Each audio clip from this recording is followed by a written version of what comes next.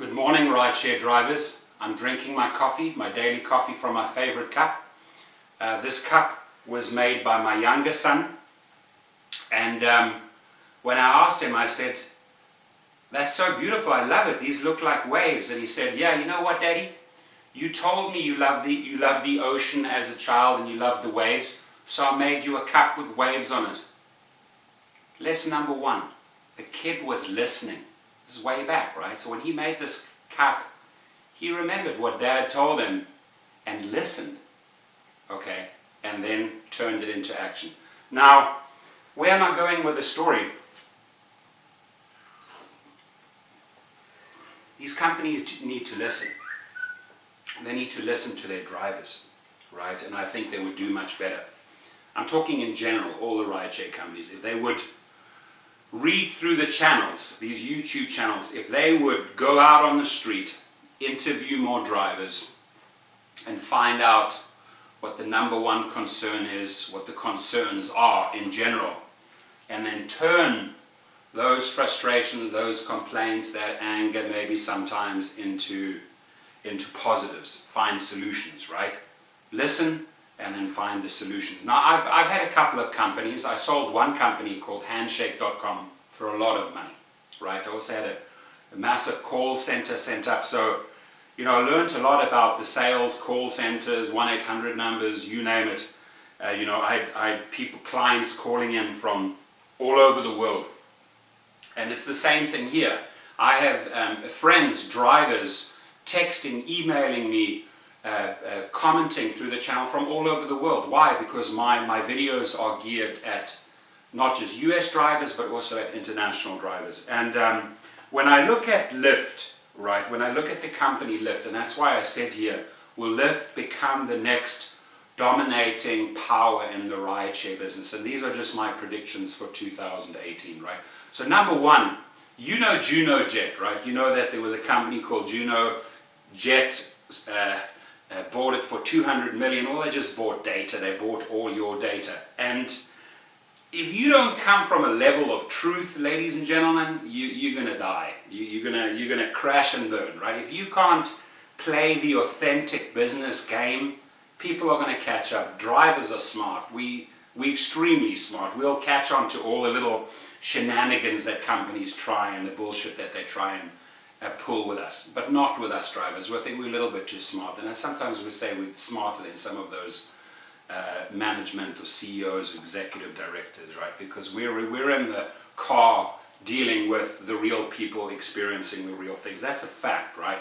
So here's Juno, mining, taking your data, taking my data, taking. Opens up this little office for New York ages ago. I think it might even have been 2 years ago, right? And then all these promises that, you know, for this period you will earn a higher commission. Well, guess what? That period has already come and gone, right? So they're already not able to fulfill on that promise, or Jet is not able to fulfill, because they said for the next so-and-so months you will get this sort of like privileged commission. You know, you won't pay as much as Lyft and Uber. Well, the bottom line is they were not being honest, right? So I spoke to the directors of Juno and Jet, and I said, listen, if you guys don't rock and roll in the beginning of 2018, I have a lot of attorneys lined up, right? I drive some of the top attorneys in LA that do massive class actions lawsuits. In fact, the number one trial attorney, class action attorney in the United States, Steve Mostyn in Texas, is a friend of mine. He has a house in Newport Beach. I go there sometimes. So this is the guy that sued the tobacco industry, right? So I have a lot of good people to fall back on, and I gave Juno and Jet this warning: you better pull up your socks and your pants and start delivering on the promises in January 2018, because the guy wanted to buy more time. I pressured them in the half-year mark in 2017, and I said, what's the deal? Let's talk the truth. No, we are coming out beginning 2018. Okay, I hold them to it, right? If I don't see cities in 2018, there it is, the armies of attorneys will come in. Why? Because they're taking your data. They've already sold it to Jet. Now, if Jet is mining the field and collecting more data, and Jet now suddenly sells to another company, it's very obvious what they did. They did data mining, right? So, you know, I'm not saying that is their game plan, right? But who knows what they're up to, right?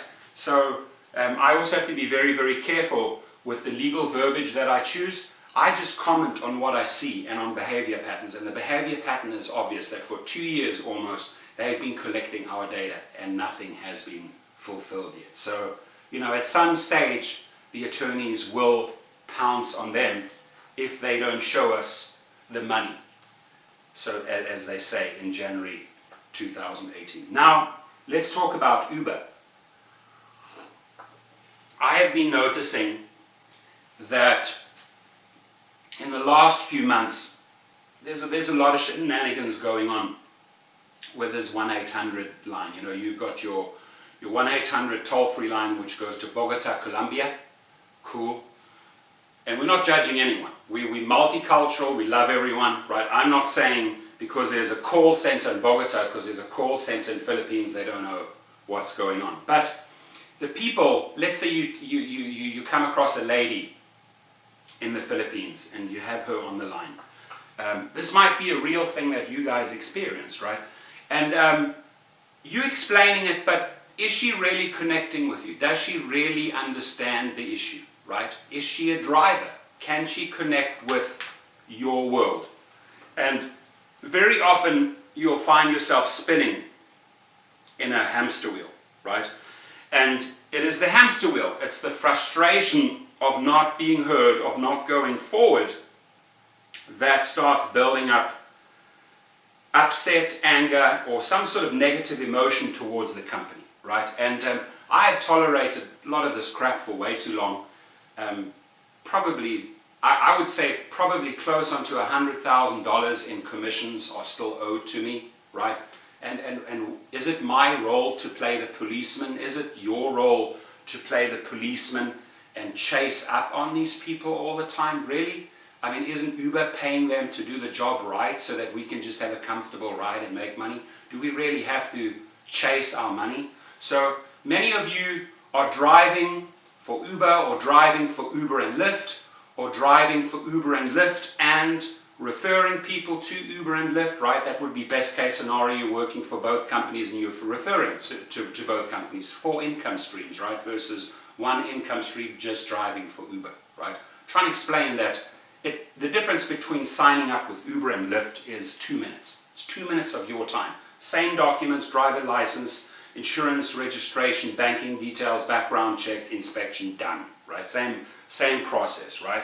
So when it comes to the Uber thing, an Uber driver signs up, a Lyft driver signs up. Now, how do these companies keep that driver, right? So I've seen this massive surge in people jumping over to Lyft. Massive. And I ask people, I want to know from them, why?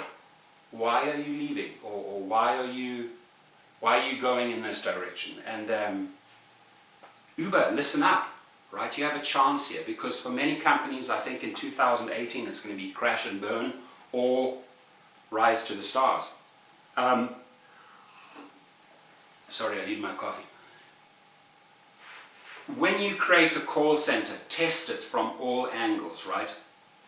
You do not want angry or upset drivers, and they will get upset about money, right? They will get upset about the payment, the money that they deserve, right? So listen, just like my son listened to me.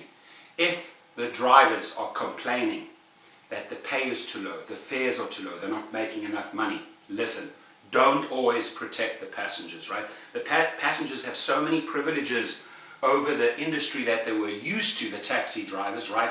Their fees have dropped so tremendously, they're getting 5-star service from us. We are the people doing the heavy lifting.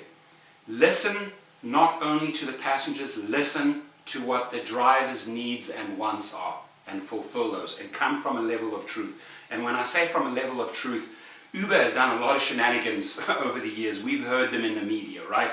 Just this whole nonsense with your data maybe being stolen, passengers' data, millions and millions of records, they kept it all, shh, hush, hush, let them not find out. We found out, right? So when you're a new incoming CEO, you've got to speak from the level of truth. You want to gain the confidence of the drivers again. Travis was a pioneer and a hailblazer, or trailblazer as they call it. He opened up the markets. He was aggressive. They needed him, right? He was the pioneer. Everybody just followed through the same door. Lyft followed through. Everyone followed through. So you think that Travis Kalanick is the evil, Dr. Evil? To a certain extent, yes, he is. He did a lot of BS along the way to cheat his way up to the top there, and there was a lot of stuff that wasn't done the right way. But you will need a guy like that to open up the markets so that things start regulating, so that things start regulating themselves and start smoothing out, right? Lyft found a perfect way to fly under the radar, right there behind the Uber car, and build and slowly build from their mistakes, right? So they're smart. I'm saying where I'm going with this is that Lyft has the potential to move into the dominating power. If they have just launched a program that where they will discount education and college fees for drivers, just like the Army does, right? They'll pay for your tuition. They want to keep you long term. They want to lock you in for 3 or 4 years. They don't want to see you fall aside within the first 30 days. And I see this more and more and more happening on the Uber side. And I think I know why, right? If you miss that chance of getting your bonus, you feel like, oh my gosh, he got it, I didn't get it, I should get it. Legally, you should get your bonus through Uber, right? So whether you have to do it in 50 or 75 trips, give the chance to the person to get the money. What I see in the last few weeks, the last few months, is they're making it more and more difficult for the drivers to get their money, to get paid, right? You've got to go and fill out the details on the app. The referring party has to confirm that, right? If both parties are not doing it, you're not going to get paid. Now they add extra steps. You've got to call the 1-800 number, confirm, #4, speak to a person, you're waiting forever, you're frustrated, you confirm the details, only to find out 2 days later that you're still not in the system, that you're still not qualified for your bonus, and they're keeping you in the wheel. Now then I, the referring party, call the 800 number. Hey, what's going on with so-and-so? Melissa just signed up. She called you. Sir, if you could get Melissa to call us. Hang on, she has already called you. Don't you have a record on file? Well, if you could get her to submit the information. Hang on, she's already submitted the information. So what I'm saying is that if that crap is going on, and I see it again and again, and I'm not basing this on one story, ladies and gentlemen, I'm basing this on lots and lots of stories of real people that are sharing this with me. You are going to drive these people nuts. They're going to get pissed off at your company, and guess what I'm seeing? People doing 10, 15 trips stopping, 25 trips stopping, right? Why? They stop because they're not taken care of. The people did not listen in the very beginning. Hey, I joined, I forgot to add my promo code, I legally should still get paid up to 50 trips, pay me the money. And then they have this little devised way of keeping the poor driver in the hamster wheel. I feel their frustrations, I'm talking to them, I'm like the intermediate, like the mediator between Uber and the angry driver. So that doesn't work. Lyft is not doing that, right? Lyft has a very, very simple process that is not designed to create headaches. It's a very, very simple interface, right? Maybe be very primitive, but it's simple and it doesn't cause anxiety. It doesn't cause people to get pissed off, right? So they stay. And Uber drivers, on the one hand, they want to get into the market in the last few months, and that's why I see this surge. And I'm pretty sure, I'm going with my gut feeling here, that it has a lot to do with the sign-up process and a lot to do with the fact that these call centers are not listening. This cut and paste BS reply, it's not personal, right? If you're calling a call center and they're saying the same wordings again and again and again as if they're reading from a script, it's not personal. You have to spend the money and get highly, highly qualified supervisors and managers in there. I was then referred to a manager. She still read from the script, right? So, so again, I do not judge the nationalities. I do not judge the cultures. I do not judge the people.